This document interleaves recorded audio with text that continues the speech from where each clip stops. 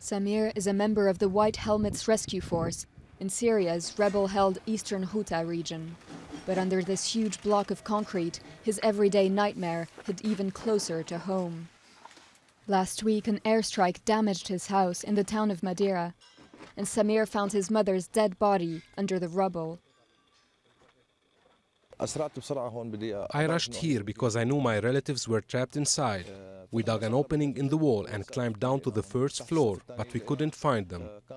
On the second floor, there was a 23-year-old baby boy called Samir. I pulled him out of the rubble, as well as my brother's wife, but the ceiling had completely collapsed on my mother. In this video, widely shared on social media, Samir is heard crying for help as his mother's body lies trapped under the debris.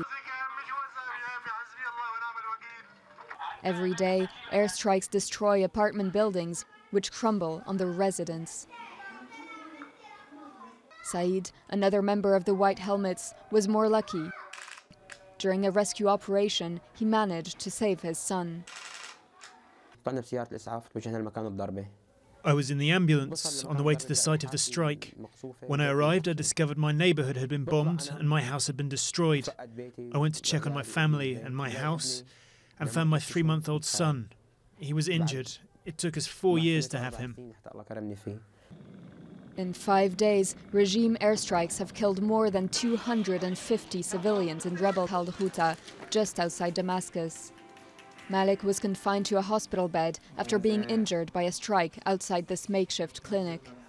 But normally, this 20-year-old nurse is the one taking care of victims. I never imagined that I'd find myself on this bed or as a patient here, because I must have taken care of a dozen patients on this very bed. Faced with the endless influx of wounded people, Malik quickly resumed work, tending to children injured by bombings over the past few days. The UN has called for a humanitarian truce, so far in vain.